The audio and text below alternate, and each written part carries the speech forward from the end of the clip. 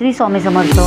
नमस्कार, मी कविताच किचनमध्ये तुम्हा सर्वांचे मनपूर्वक स्वागत. आजच्या आपल्या रेसिपीचे नाव आहे लाल भोपळ्याचा मठ्ठा.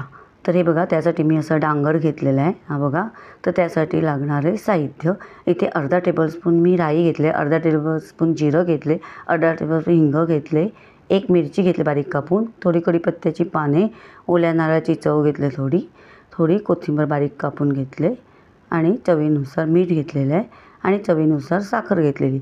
साखर आणि दही घालणार आहोत आपण, म्हणून साखर बऱ्यापैकी घालायची. हळद घेतलेली आहे पाव टेबलस्पून आणि दही घेतले थोडी. तर आपण आता करायला घेऊ. तर सर्वप्रथम आपण या डांगराचे साल काढून त्याचे तुकडे करून घ्यायचे. बघा, मी असे बारीक तुकडे करून घेतले, छोटे छोटे तुकडे करायचे. आता आपण करायला घेऊ. आता आपण गॅस पेटवून घेऊ. गॅस पेटवलेला आहे. आता आपण टोप ठेवलेला आहे. आता आपण तेल घालू याच्यात. अर्धा पळी मी तेल घातलेलं आहे याच्यात. आता तेल साधारण तापलं का आपण राई घालूया. साधारण पक्क नाही तापवायचं, नाही तर राई जळून जाते. तर मी साधारण तापल्यावरती राई घातले. आता राई थोडी तडतडली का आपण मग जिरं घालूया. राई थोडी तडतडली का आता आपण जिरं घालून घेऊया. हे बघा, आता जिरं घातलेलं आहे. आता राई जिरी थोडं तडतडली का मग आपण कढीपत्ता घालूया आणि गॅसची फ्लेम स्लोच ठेवायची, नाहीतर फोडणी आपली सगळी जळून जाईल. हे बघा, हा पितृपक्षातील खास मेनू आहे. पितृपक्षात डांगराला फार महत्त्व असतं. तर हा पदार्थ आवर्जून केला जातो. तर आपण आता हा कढीपत्ता घालूया. हे बघा, कढीपत्ता चांगला तडतडलेला आहे मस्त. आता आपण त्याच्यात मिरची घालूया. मिरची, आता हिंग पावडर, हिंग घातले. आता आपल्याला हळद घालायचे. आता पाव टेबलस्पून आपण हळद घालूया. हे बघा, बारीकच गॅसची फ्लेम स्लोच ठेवायची, म्हणजे फोडणी जळणार नाही. खूप छान लागते ही टेस्टला रेसिपी. आता आपण हे बारीक तुकडे करून घेतलेले भोपळ्याचे तुकडे घालून घेऊ डांगराचे. कोण भोपळा म्हणतं, कोण डांगर म्हणतं. तर आता आपण हे परतून घेऊया चांगलं. आता आपल्याला हे शिजत घालायचे. तर आपण आता हे शिजत ठेवूया. त्यासाठी आपण याच्यात थोडासा पाणी घालूया. हा बघा, आता आपण थोडासा पाणी घालू आणि ताटलीवरती थोडा पाणी ठेवून देऊ, म्हणजे ते पटकन शिजतं. याला डांगराला शिजायला टाईम नाही लागत. बारीक तुकडे केले का पटकन शिजतं. आता शिजत ठेवू. आता बघा, आता आपण बघूया. हे बघा, आपला डांगर बऱ्यापैकी शिजलेला आहे. आता आपण याच्यामध्ये चवीनुसार मीठ घालून घेऊया आणि चवीनुसार साखर घालून घेऊया.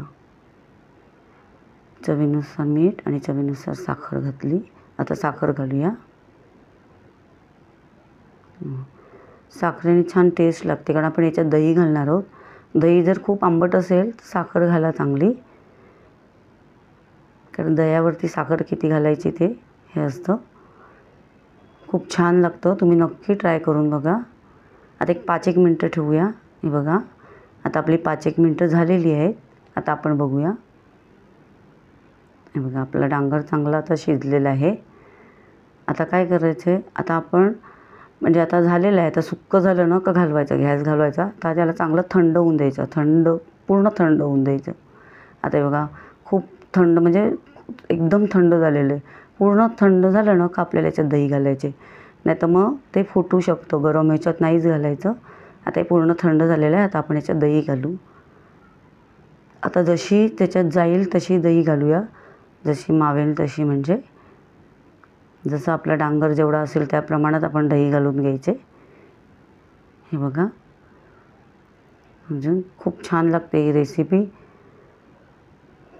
हे बघा, असं छान मस्तपैकी थाळीमध्ये डाव्या बाजूला डाव्या हाताला मस्त थाळीची रंगत वाढवणारा हा पदार्थ आहे. खूप छान लागते. तुम्ही नक्की ट्राय करा आणि मला कमेंट करून सांगा की कसं झालेलं ते. खूप छान लागते बघा. आता आपण त्याच्यात ओल्या नारळाची चव घालून घेऊया. थोडीशी ओल्या नारळाची चव. पटकन झटपट होणारी रेसिपी आहे. आणि आता थोडीशी कोथिंबीर. कोण कोण डांगर म्हणजे पितृपक्षात कोलंबीमध्ये घालतं, म्हणजे नॉनव्हेजमध्ये, पण अशा पद्धतीने केलं तर खूपच छान वाटतं आणि म्हणजे खूपच छान लागतं. तर तुम्ही नक्की ट्राय करा अशी पद्धतीने. आता वेगवेगळे सगळ्यांचे वेगवेगळे प्रकार असतात, आमच्याकडे हे अशा पद्धतीने करतात, पण खूप छान लागतं आणि सर्वांना आवडतं. सगळे आवडीने खाल्ला जातो हा पदार्थ. तर तुम्ही नक्की ट्राय करा, खूप छान लागतो हा पदार्थ. म्हणजे असं पितृपक्षातच केला पाहिजे असं नाही, 12ही महिने आपण करू शकतो. 12ही महिने छान लागणारा पदार्थ आहे. तर आता आपण असं काढून घेऊया.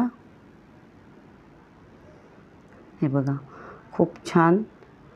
तर तुम्ही नक्की ट्राय करा, तुम्हाला नक्की आवडेल. मस्त.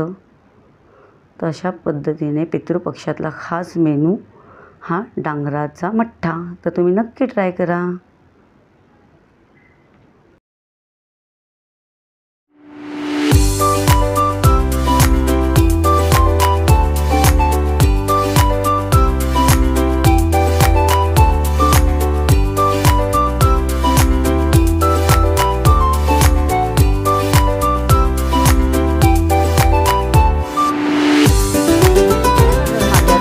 आवडत असतील तर अशाच गोड तिखट नवनवीन रेसिपीज पाहण्यासाठी तुम्ही माझ्या चॅनलला सबस्क्राईब करा आणि बेल आयकॉनला प्रेस करा.